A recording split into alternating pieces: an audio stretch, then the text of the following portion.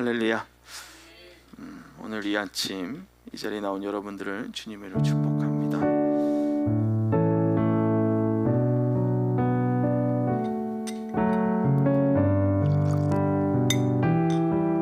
우리 서로를 축복하며 나아가겠습니다. 당신은 하나님의 언약 안에 있는 축복의 통로, 당신을 통하여서 열방이 주께 돌아오게. 우리 옆에 있는 분 다시 한번 축복하며 나아갑시다. 당신은 하나님의 언약 안에 있는 축복의 통로, 당신을 통하여서 열방이 주께 돌아오게 되리. 아멘. 서로를 축복하며 하나님께 영광 말씀 올립니다. 아멘. 오늘 이 아침 우리가 귀한 하나님의 말씀을 같이 나누려고 합니다. 따라합니다. 우리가 그 길을 가는 이유, 우리가 그 길, 믿음의 길을 가는 이유 여러분 아십니까? 몰라요? 알고 있어요? 그래요. 그 길을 알고 가야지 그 길이 기쁘고 그 길이 행복합니다. 그 길을 모르면 내가 왜 이 길을 가야 하는지 두려워, 그리고 또 원망이 되어져 주님과 멀어지게 될 수 있습니다. 혹시 여러분 주변에 이런 사람 있습니까? 똑같은 길을 10번을 갔는데 다 새로운 길인 것처럼 말하는 사람이 있어요. 혹시 주변에 그런 분 계시나요? 매번 새로운 길처럼 여기 새로운 데 아니야? 라고. 그래서 혹 병에 걸렸나 생각할 수도 있을 정도로 그러신 분이 있지 않습니까? 우리는 이런 사람을 보고 길치다 라고 말합니다. 그런데 이 길치 중 내가 잘 모르니 다른 것을 의지해서 가야겠다는 하는 사람이 있는가 하면 끝까지 내가 무슨 길치야, 나만 믿고 따라와 라고 하는 사람이 있기도 합니다. 여러분은 어떤 부류의 사람이십니까? 끝까지 내가 잘나서 내가 하고 싶은 대로 하고 있는 그러한 부류의 사람이십니까? 아니면 그래, 나는 좀 잘 모르는 것 같아, 다른 것에 한번 도움을 받아봐야 되지 않을까? 라는 생각을 하고 살아가시는 분이십니까? 혹시 길을 잘 못 찾는데 내 생각이 옳다고 끝까지 생각하면서 아나무인처럼 길을 가는 부류이지 않는가? 그런데 다른 것을 의지한다고 해도 그것 또한 어렵다라는 것입니다. 그래, 내 다른 사람을 왜 의지해? 내 혼자 살아. 그것도 어려운데 그래, 다른 것 한번 의지해 볼까? 하고 살아가는 것도 쉽지 않다라는 것입니다. 요즘 차에 이것 하나는 다 갖고 다니고 계시죠? 그것이 바로 내비게이션입니다. 초창기 내비게이션은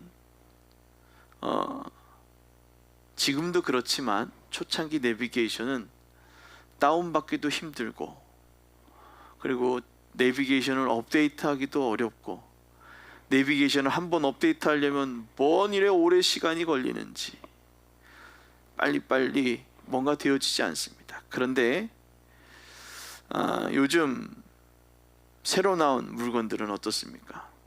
일단은 차에다 내비게이션을 달고 다니질 않죠. 핸드폰을 다 쓰고 다닙니다. 그래서 그 최신으로 사용되는 핸드폰에서 사용되어지는 그 내비게이션은 어떻습니까? 날마다 지도가 업데이트되고 그 업데이트된 지도가 정확하게 나갑니다. 그런데 예전에 있었던 그 지도가, 그 내비게이션은 어때요? 열심히 막 운전을 해서 길인데 막 가고 있어요. 근데 내가 어디에 가고 있는가 지도에서 보니까 산 중턱을 가고 있던가, 아니면 내가 다리를 건너가고 있는데 그 다리가 뭐예요? 아직 완공이 되지 않은 다리라고 나와 있어. 나는 물 위에 떠가는, 내 차가 비행기인가? 아마 이런 착각을 하면서 아니면 이런 농담을 하면서 갔던 때가 생각납니다. 근데 오늘 핸드폰 그리고 내비게이션, 이 좋은 장치도 오늘 중요한 것이 있습니다. 우리가 주목해야 될 것인데, 그것은 뭐냐면 연결되어져 있지 않으면입니다. 다시 한번 얘기하면 연결되어져 있어야 된다는 것입니다. 그래서 우리가 핸드폰을 갖고선 아무리 좋은 핸드폰이라 그래도 내 데이터가 끝나서 차단되면 어떻게 해요? 못 쓰는 거예요. 제가 한번 핸드폰이 고장나서 3G 갖고 갔는데 3G에서 되는 줄 알고 어플을 받아서 했는데 기계가 되질 않아가지고 그 20분이면 가는 거리를 2시간 동안 헤매가지고선 찾지도 못하고, 주변에 있는 사람한테 물어봐도 잘 모르겠는데요, 검색할 길이 없더라는 것입니다. 우리가 길을 찾아가는 방법이 핸드폰으로 해결되어지고, 내가 움직일 때 혹 자동차로나 오토바이나 자전거로 도보로 움직일 때 필요한 대로 선택하면 좋은 길로 인도해 줍니다. 연결되어져 있는 핸드폰, 연결되어져 있는 내비게이션을 사용할 때입니다.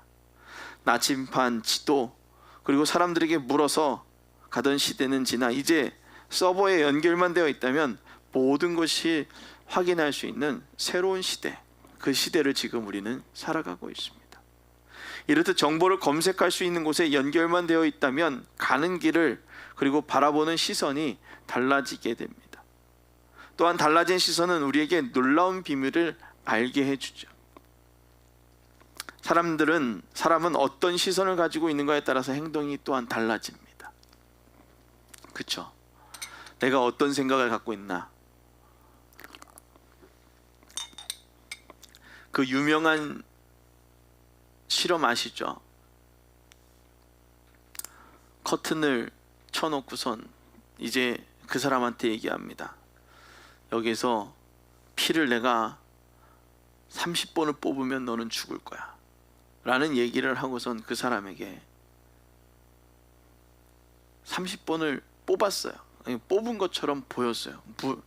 피를 뽑은 게 아니고 주사기에 물을 담아놓고 그 소리만 들려준 거예요. 그 사람은 끝내 죽었습니다. 어떤 생각을 갖고 있느냐? 자, 이제 29번째야. 너는 한 번만 더 뽑으면 넌 죽어. 그러니까 그 사람 죽은 거예요. 그렇듯 사람은 시선이 가지고 있는 그 생각의 차이, 그것이 그 사람을 좋은 길로 인도하기도 하지만 다 아주 나쁜 길로, 나쁜 행동이나 패턴을 만들어내기도 하더라라는 것입니다. 오늘 요셉의 이야기를 가지고 만든 내 길 더 잘하시니라는 천관웅 씨가 부르는 찬양이 있습니다. 근데 그 길을 보면 이렇습니다. 길을 안다고 그렇게 생각했죠. 다 이해할 수 없지만 그 길을 따랐죠. 하지만 이곳 절망의 창살 안에 주 내 마음의 눈을 열 때 진실을 깨닫죠. 내 주는 다 아시죠. 나의 길, 그리고 내 삶을 다 맡깁니다. 내 길을 더 잘하시니. 오늘 이 가사가 그래요. 이 가사가 이렇게 전반부에 시작됩니다. 우리가 바라보고 있던 시선에 그 눈을 보고 그 글을 보면 길을 안다고 생각하고 있다는 것입니다. 내가 똑똑해. 내가 다 잘 알지. 내가 얼마나 많은 경험을 해봤는데 너 정도쯤이야. 이런 생각을 하고 있었을 겁니다. 나이를 점점 먹다 보면 그렇죠. 내가 이만큼 살아왔는데 라는 얘기를 합니다.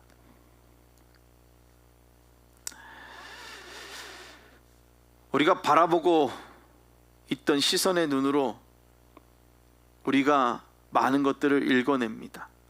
나의 시선으로 보여진 그 길을 내가 다 알고 있다고 생각하고 있는 것처럼 내가 그것을 내 경험에 비추어 읽어냅니다. 그러나 그 의도는 내가 읽어내는 것과 다를 수 있다라는 것입니다. 여러분 시선 앞에 보여진 그 길, 그리고 그 일들이 다 잘 알고 있는 일이 일어났습니까? 여러분들의 생각, 여러분들의 가치관으로 계산했던 그 모든 것으로 여러분들의 시선 앞에 그 현상들이 일어나고 있었냐라는 겁니다. 내게 보여지는 시선으로 다 이해할 수 없는 일들이 일어나고 있다라는 겁니다. 내가 이렇게 열심히 살았는데 왜 내게 이런 일이? 라는 것처럼 말입니다. 다 이해할 수 없는 일들이 우리의 시선 앞에 일어나게 되더라는 것입니다. 우리 앞에 일어나는 현상은 우리를 불평과 불만으로 빠져들게 만듭니다. 왜 이렇게 이해할 수 없는 일들을 내게 일어나게 하셨습니까? 믿지 않는 사람은 그런 얘기하죠. 하나님이 있다면, 아니 신이 있다면 이라는 얘기로 불평과 불만을 끊임없이 토설합니다. 그러나 이렇게 이해할 수 없지만 절망의 창살 안에서, 그 창살 안에 있을 때에도 해야 할 것이 있다라는 것입니다. 그것은 내 마음의 눈을 열어 하나님을 바라보는 것입니다. 절망의 창살 안에 있을 때는 하나님이 보여지지 않습니다. 절망의 창살 안에서는 의도적으로 내가 머리를 들려 하지 않으면 그 무거운 하중이 끊임없이 우리를 수홀로 이끌어 가게 되는 것입니다. 바로 내 마음의 눈을 열어 하나님께 간구해야 합니다. 이렇게 고백해야 되겠죠. 따라합니다. 주님, 내 마음의 눈을 열어주세요. 이렇게 간구하는 겁니다. 내 마음의 문을 열어주지 아니하면 하나님의 뜻이, 하나님의 능력이, 하나님의 모든 것들이 내게 이루어지지 않습니다. 하나님, 내 마음의 눈을 열어주십시오. 우린 이렇게 고백해야 합니다. 내 마음의 문을 열고 내 삶을 맡겨야 됩니다. 내 길을 더 잘 아시기에 내가 나의 모든 시선을 하나님께 맡기며 나아가겠습니다. 나를 더 잘 아시기 때문에 우리는 그 비밀을 알아야 되는 것입니다. 이렇게 고백하며 내가 보는 시선을 하나님이 원하시는 시선으로 교정해 나아가는 것입니다. 우리는 믿음의 조상을 아브라함이라고 말합니다. 그런데 아브라함을 믿음의 아버지라고, 믿음의 조상이라고 하는데 사람의 시선으로 그를 바라볼 때 너무 이해가지 않는 상황들이 일어납니다. 제가 지난번에 너무 찌질하지 않냐라는 얘기 했었죠. 창세기를 보면 이삭이 젖을 떼고 난 후에 이야기가 나옵니다. 그건 창세기 21장 8절부터 21절의 내용인데, 아브라함이 사라가 임신하기 전에 그 여종 하갈과 함께 그 잠을 자고 아이를 생산하게 됐습니다. 그것은 사라가 먼저 나는 할 수 없으니 이 여종과 함께 해서 아들을 생산하십시오라고 얘기한 것입니다. 그런데 사라는 지난주에 잠깐 얘기했었죠. 천사가 와서 1년 후에 다시 올 때니 내가 아들을 낳으리라. 그것이 지난 다음의 얘기입니다. 자기도 이제 아들이 났어요. 그런데 내 몸종의 아들이 내 아들을 자꾸 놀리는 거예요. 애들 어때요? 놀 때 보면 놀리면서 놀잖아요. 근데 그걸 보니까 어떻게 해요? 화가 나는 겁니다. 이삭이 놀리는 것을 보고 그 후에 사라는 아브라함에게 말하죠. 이 여종과 그 아들을 내쫓으란 말입니다. 왜 저 여종의 아들이 우리 이삭을 놀리고 있지 않습니까? 같이 못 있겠습니다. 내쫓으십시오. 근데 아브라함은 근심이 되지 않을까요? 얘도 내 아들이고 쟤도 내 아들이고, 몸종의 아들이면 뭐 할 거고 본처의 아들이면 뭐 할 거고, 어떻게 해요? 이래도 내 아들이고 저래도 내 아들인데. 잘 보세요. 하나님이 놀리는 놈도 내 아들이고 놀림은 당하는 놈도 내 아들이고 어떻게 해야 될까라는 거예요. 못된 놈도, 못하는 놈도 내 거고 잘하는 놈도 내 건데 내가 어떻게 할까라는 거예요. 사람의 생각으로는 어떻게 해야 할지 너무나 두려운 상황일 것입니다. 그런데 사람의 시선이 아닌 하나님의 시선은 달랐습니다. 사람의 시선은 그래도 내 건데 어떻게 해요? 그래도 싸고 있어야지, 어쨌든 그래도 살려야 되지 않겠어? 라고 말하지 않았을까요?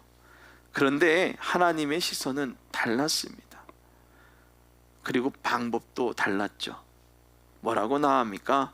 근심하지 말라. 내 여종의 아들도 내 신이 내가 그로한즉 그로 한 민족을 이루게 하리라.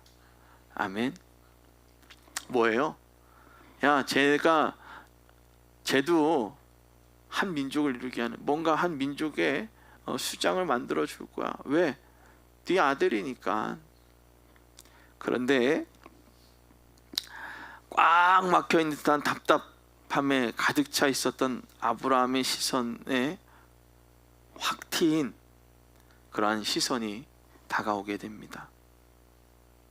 이런 말씀이 아브라함에게 전해집니다. 내 여종의 말로 근심하지 말고 사라가 내게 이른 말을 다 들으라. 이삭에게 나온 자라야 내 씨라 부를 것임이니라. 아멘.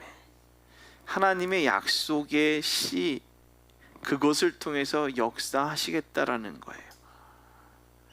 하나님은 우리의 시선과 다른 방법을 제시해 줍니다. 내 방법과는 전혀 다른 방법으로 가르쳐 주고 계신다라는 것입니다. 그것이 바로 하나님의 방법이고 그것을 만나게 하시는 겁니다. 그런데 한계에 막혀 있던 하갈의 시선은 하나님의 이름을 부르고 얘기합니다. 우리를 죽이려고 이렇게 버리십니까? 그의 이름을 부르며 아기의 생명이 죽어가는 것을 차마 볼 수 없다고 말하며 우리를 이 광야에서 죽이려 하십니까? 라고 말하고 있는 거예요. 그것은 하갈의 시선이죠.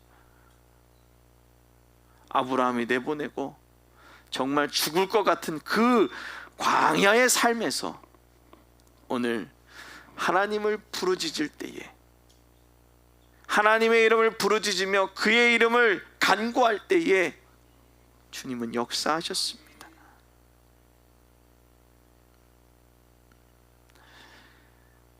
여인과 그 아이의 울음소리, 그들의 시선에 전환점을 맞이하게 된 겁니다. 한계에 부딪혀 간절히 주의 이름을 부를 때 전환점이 찾아오게 되는 겁니다. 하나님은 그녀에게 물어봅니다. 무슨 일이냐? 참 야속하죠. 우리가 이제 전체 그 스토리를 아니까 야속하죠라고 얘기를 하지만 그 순간 하나님이 그녀에게 야, 아브라함이 너 그렇게 버려서 지금 이렇게 힘드냐? 라고 물어보겠습니까? 왜 그러느냐? 라고 물어보는 것입니다. 무슨 일이냐? 라고 물으시며 바로 또 이어 말씀하십니다. 두려워하지 말라. 저기 있는 아이의 소리를 들으셨나니 일어나 아이를 일으켜 내 손으로 붙들라. 그가 큰 민족을 이루게 하리라 하시니라. 하나님의 방법이에요. 아브라함에게는 그 약속의 말씀을 가르쳐서 그를 광야로 보냈고, 그녀는 그 광야에서 하나님의 말씀을, 하나님의 이름을 부르기 시작할 때 그 비밀을 듣고 그녀는 살아갈 수 있었다라는 것입니다. 그 비밀을 듣는 순간 이제 그의 눈이 밝아지게 되는 겁니다. 오늘 여러분들의 하나님의 말씀의 비밀이 들려질 때, 성경을 읽고 기도할 때 하나님의 말씀의 그 귀한 은혜들이 들려질 때 이제 여러분들의 막혔던 영적인 눈이 깨어지게 되더라는 것입니다.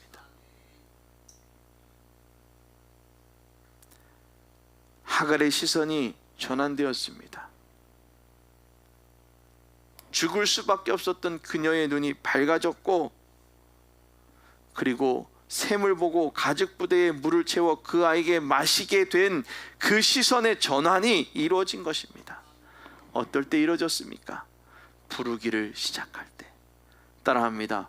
부르기를 시작할 때 보여진다. 방법이 보여지게 되는 겁니다. 하갈의 어두워진 눈이 밝게 된 것입니다. 아무것도 보이지 않았던 그 순간 절망에서 희망이 보여진 거예요. 광야 같은 그 삶에서 주의 이름을 부르기 시작할 때 그에게 무엇 때문에 무슨 일이냐라고 말씀하시며 주님은 두려워하지 말라라고 그들에게 말씀하고 계시는 겁니다. 마치 소경 바디메오가 예수님의 이름을 부르고 다윗의 자손 예수여 나를 불쌍히 여기소서라고 불렀던, 그리고 내게 무엇하여 주기를 원하느냐라고 말했을 때 내가 보기를 원하나이다 라고 말했던 것과 같은 그 부름의 시작, 그때에 보여지게 되는 것입니다. 주를 부르십시오. 주의 이름을 부를 때에 보여지게 되는 것입니다. 사람들은 앞이 보이지 않을 때, 또 보여지지 않을 때 두려워하게 되는 것이 자연적인 일입니다. 또한 사람들은 지금 나의 상황만을 보며 함몰되게 됩니다. 그런데 함몰될 상황에서 어떻게 행동을 하느냐라는 것입니다.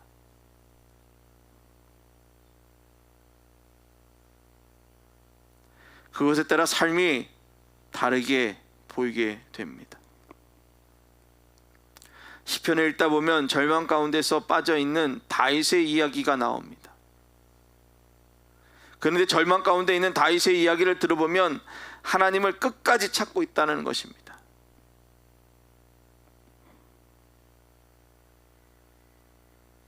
다른 이유와 핑계가 보여줄 수 있지만 그것을 보는 것이 아니라 오로지 살아계신 하나님만을 바라보고 있다는 것입니다.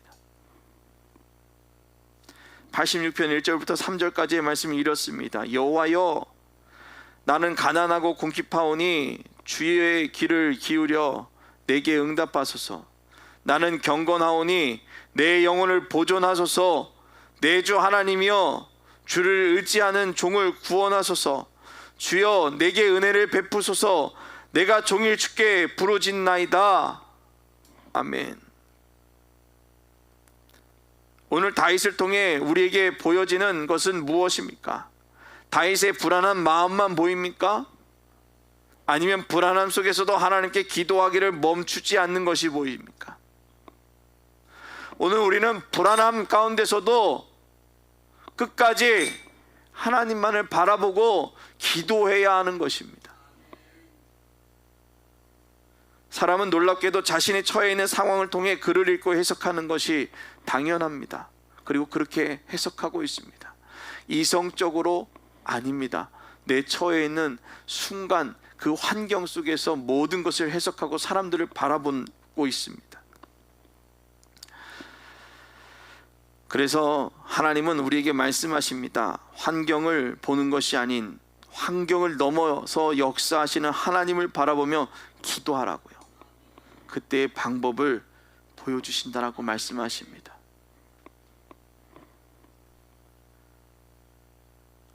우리에게 방법을 보여주시는 것은 하나님의 은혜입니다. 그 은혜는 오직 하나님만을 바라보며 내 영혼을 기쁘게 하실 수 있는 능력의 하나님을 바라보고 기도하는 것이 그것입니다. 이렇게 하나님께 기도하면 하나님은 그 기도에 응답해 주십니다. 마태는 그들의 공동체 안에서 자신들이 가지고 있는 상황을 통해 이 본문을 말하고 있습니다. 마태의 공동체에게 얘기하고 있는 거예요.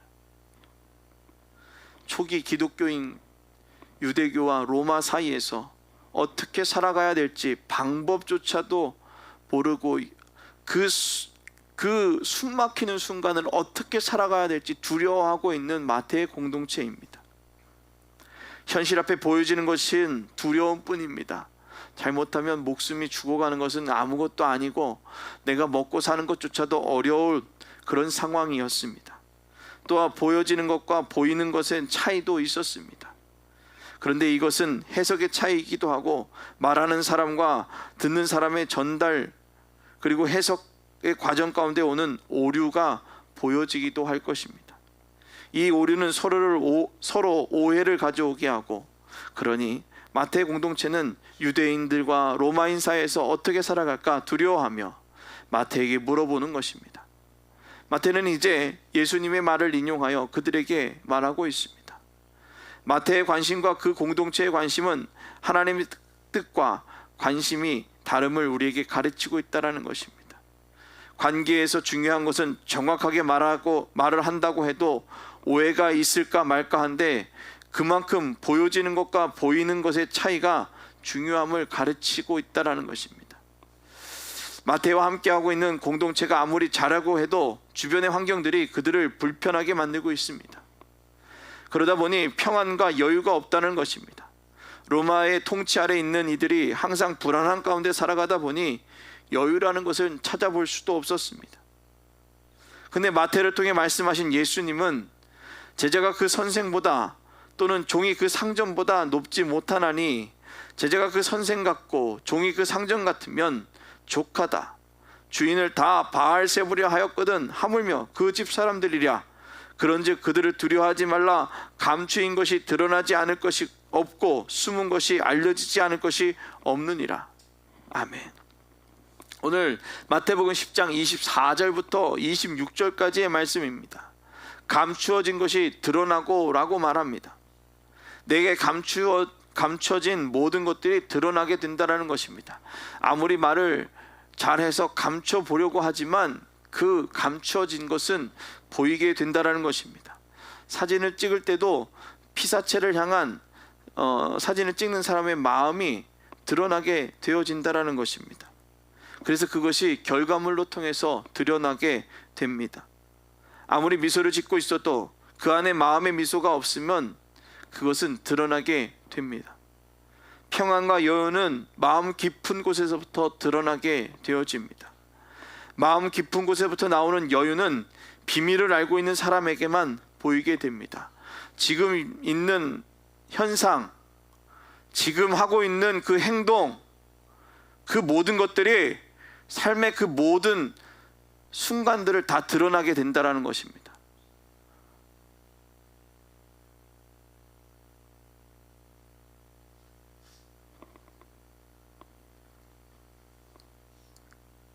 마음 깊은 곳에부터 나오는 그 여유, 진정한 하나님의 비밀을 알고 있는 사람들에게서만 나오게 된다는 것입니다. 오늘 마태의 공동체는 점점 나빠지는 상황 속에서 한 치 앞도 내다볼 수 없는 그 상황에서 여유와 평안, 그것은 상상할 수도 없었다라는 것입니다. 이들 앞에 보여지는 것은 점점 더 깊어가는 골이었습니다. 이제 깊어진 골 앞에서 제자로서 어떻게 살아가야 하는가, 이것을 고민하고 있는 제자들의 삶은 평안 그리고 여유를 느낄 힘이 없었습니다. 그러나 마태는 예수를 통해 들었던 비밀을 가르치고 있습니다. 몸은 죽어도 영혼을 능히 죽이지 못하는 자를 두려워하지 말고 오직 몸과 영혼을 능히 지옥에 멸할 수 있는 이를 두려워하라는 것입니다. 28절을 통해서 우리에게 가르쳤습니다. 분명한 이유는 너희가 평안할 수 있는 이유, 그리고 내가 누구를 믿고 누구를 두려워해야 하는지 분명한 이유를 안다면 어떤 것도 두렵지 않고 평안할 수 있다는 것입니다. 진정 우리의 예배를 통해서 누구를 영광 돌리려 하기 위함인지에 대한 분명한 이유를 알고 있다면 예배의 행위와 자세가 달라진다라는 것입니다. 오늘 하나님을 향해서 온전히 사랑하고 나아가시기를 주님의 부탁을 드립니다. 오늘 우리가 왜 평안할 수 있는가? 그렇다면 우리가 왜 평안해야 할까라는 것입니다. 오늘 여러분들에게 제가 시작 전에 물어봤죠. 우리가 그 길을 가야 되는 이유를 알고 계십니까? 라고 물어봤습니다. 우리가 두렵지 않고 평안해야 하는 그 이유, 그것은 29절부터 31절에 통해 우리에게 가르칩니다. 참새 2마리가 한 아사리온에 팔릴지 않느냐? 너희 아버지께서 허락하지 아니하시면 그 하나도 땅에 떨어지지 아니하리라. 너희에게 머리털까지 세신 바 되었나니 두려워하지 말라. 너희는 많은 참새보다 귀하니라. 아멘. 여러분이 귀하대요. 하나님이 허락하지 않으면 어떤 것도 해야 할 수 없다라는 겁니다. 성경 읽으시죠? 그 사실이 욥기서에 나옵니다.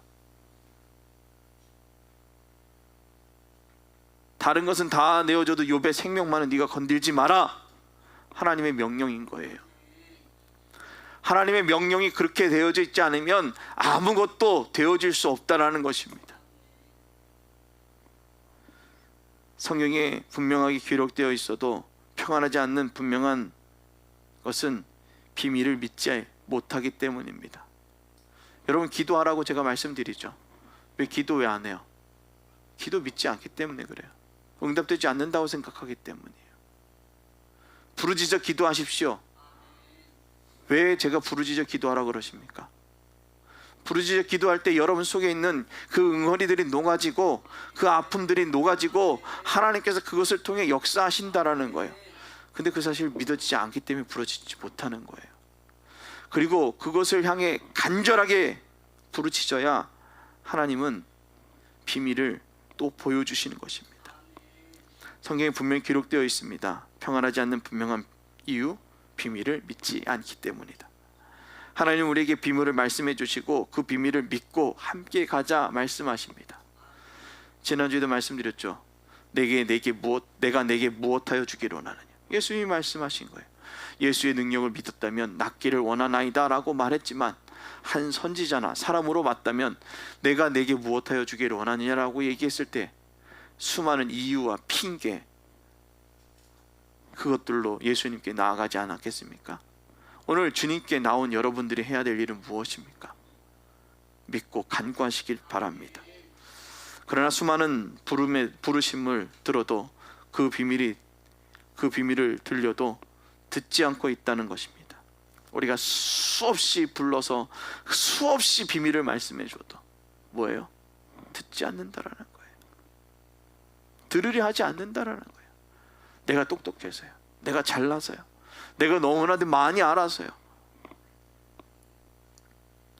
그러나 하나님이 우리에게 말씀하신 그 비밀은 무엇입니까? 38절 39절입니다. 또 자기 십자가를 지고 나를 따르지 않는 자도 내게 합당하지 아니하니라. 자기 목숨을 얻는 자는 잃을 것이요 나를 위하여 자기 목숨을 잃는 자는 얻으리라. 마태복음 10장 38절부터 39절입니다. 내가 하나님 안에서 죽어가는 거예요. 그럴 때 어떻게 해요? 산대요. 죽기가 쉬워요? 쉽지 않아요. 죽으려고 낮아지려고 하면 주변에서 어떻게 합니까? 그렇게 무시하잖아요. 그러니 어떻게 하려고 그래요? 욱함이 올라오죠. 어떻게 해야 됩니까? 주 안에서 사랑해야죠. 오늘 불안해하고 있는 마태 공동체에게 말씀하셨고 또한 우리에게도 말씀하십니다. 로마와 유대인들이 너희를 죽이려 한다고 두려워하지 말라. 내가 허락하지 않으면 아무것도 되지 않는다는 비밀을 공개적으로 말씀하신 거예요. 누가 허락하지 않으면? 하나님이 허락하지 않으면. 우리는 세상의 많은 변화를 들으면서 두려워합니다. 어떻게 해야 할까? 왜 그 변화를 보며 어떻게 해야 할까 고민만 하고 있는가라는 겁니다. 주님은 어떻게 해야 할까라고 말합니까? 그렇게 하라고 말씀하셨습니까? 주님, 세상이 너무나도 많이 변했어요. 주님, 지혜 주세요. 간구해야 되지 않겠습니까? 그것은 바로 하나님이 원하시는 방법이 아닌 세상이 원하는 방법에 속고 있기 때문입니다. 뭐 하라고요? 고민하고라고요. 우리에게 세상은 더 그럴듯한 가치를 가르쳐 줍니다. 경제적인 가치, 경영학적 가치, 그리고 세상을 살아가는 인문학적 가치들을 가지고 그럴듯하게 가르쳐 줍니다. 그 인문학의 시작이 누구냐? 예수 그리스도입니다. 그것을 알려고 하는 사람들이 만들어낸 철학의 시작이 인문학의 시작이에요. 성경만 잘 읽어도 그 많은 사람들의 지식을 또 완벽하게 깨달을 수 있습니다. 근데 성경도 읽지 않고 세상이 살아갔던 사람들의 경험처럼 생각하고 있다면 우리는 그 세상의 가치관에 속게 되더라는 것입니다. 그래서 세상의 가치를 교회에 들여와서 이것이 최고의 가치라고 말합니다. 그러다 보니 사람들이 이제 교회보다 세상이 더 나은 가치를 말하고 있다라고 생각하고 있다라는 것입니다. 그러니 교회보다 세상이 더 좋다고 세상으로 떠나고 있다고 우리는 그리고 우리의 지금 현대 많은 사람들이 그렇게 하고 있다라는 것입니다. 세상의 가치관에 잠식되어 있는 교회, 그 교회는 탈교회를 선언하며 진정한 예수 그리스도의 가치를 잊고 일반 사교 모임처럼 변질되어져 가고 있다라는 것입니다. 우리 교회와 신앙은 우리가 알거니와 우리의 옛사람이 예수와 함께 십자가에 못 박힌 것은 죄의 몸이 죽어 다시는 우리가 죄의 종 노릇하지 아니하려 함이니라. 이는 죽은 자가 죄에서 벗어나 의롭다 하심을 얻었습니다.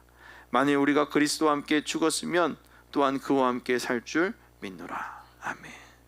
우리는 그와 함께 죽고 그와 함께 살아가는 그 사실을 믿어야 하는 것입니다. 우리는 이것을 믿는 신앙인이 모인 공동체입니다. 그래서 우리 공동체를, 교회를 뭐라고 해요? 신앙 공동체라고 말합니다. 무엇을 믿는 신앙 공동체예요? 뭐라고 얘기했습니까? 예수와 함께 죽고 예수와 함께 사는 그것을 믿는 신앙 공동체입니다. 근데 이것이 우리가 알아야 할 중요한 사실이고 우리가 이 길을 가야 하는 분명한 이유 중 하나입니다. 이는 그리스도께서 죽은 자 가운데서 살아나셨으며 다시 죽지 아니하시고 사망이 다시 그를 주장하지 못할 줄로 알미로다. 오늘 로마서 6장 9절에 말하고 있는 것입니다. 믿음으로 예수를 믿는 공동체라면 분명히 알아야 할 정체성이고 우리가 이 길을 가야 하는 이유라는 사실을 알고 있음에도 불구하고 우리는 그것과 살아가는 것을 분리하고 있다는 것입니다. 믿음으로 살아내야 되는데 믿음과 삶이 분리되어지고 있습니다. 이렇게 분리가 되다 보니 세상을 담대하게 평안하게 살아갈 용기가 없다라는 것입니다. 사랑하는 성도 여러분, 이제 용기를 내어보시길 바랍니다. 나보다 나를 잘 아시는 살아계신 하나님을 믿으십니까? 성경에 인물 한 사람 한 사람을 보면 그 사람만 보면 그렇게 위대한 사람인가 할 정도의 성품과 인품 그리고 가치관을 가지고 살아가는 사람들을 살아가는 성경의 인물들을 보게 됩니다. 그래서 우리는 얘기하죠. 정말 그 사람이 그 성경의 인물이 위대한 인물일까? 그런데 어떻게 그 자리에서 위대하고 멋진 일을 감당하게 하였을까? 우리는 이렇게 고민합니다. 찬양사역자 주리의 곡 중 그 사랑이 나를이라는 찬양곡이 있습니다. 그 가사를 보면 아주 오랜 방황 끝에 나 여기 서 있네 라는 가사로 시작되죠.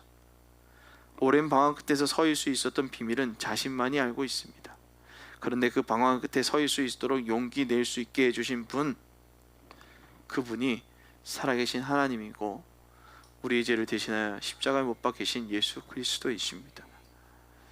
어려운 시간 속에 헤매어 찢겨 울고 있었습니다.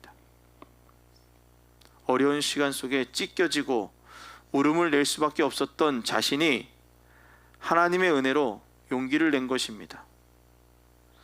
어디로 갈지 몰라서 주저앉아 있었던 날에 주의 강한 손이 다가와 나를 붙들었습니다. 그리고 그 품으로 인도하셨습니다. 그래서 그 가사의 전반적인 내용이 이렇습니다. 그 사랑이 나를 살게 하네. 그 사랑이, 주의 큰 사랑이 내 영을 붙들어 다시 살게 하네. 내 영혼 살리는 힘, 죽은 자 살리는 힘, 그 사랑이 큰 사랑이, 주 사랑이 나를 살게 하네. 그 사랑이, 주의 큰 사랑이 내 영혼 붙들어 다시 살게 하네. 다시 살게 하네. 바로 이 찬양의 가사처럼 다시 살게 하시는 분, 내가 용기 내게 하시는 분, 그 사랑이 믿음의 길을 가는 분명한 이유이고, 그 길을 갈 때 용기를 내게 되는 분명한 이유입니다. 주님의 사랑을 분명히 기억하며 이제 그 길을 함께 떠나가기를 주님의 이름으로 축원합니다. 기도하겠습니다. 거룩하신 하나님, 주님만을 더욱더 사랑하고 주님만을 더욱더 바라보며 우리가 그 길을 가야 하는 분명한 이유를 말씀하신 주님의 사랑을 기억하고 살아가는 믿음의 자녀들 되어지게 하여 주옵소서. 감사드리며 예수님의 이름으로 기도드립나이다. 아멘.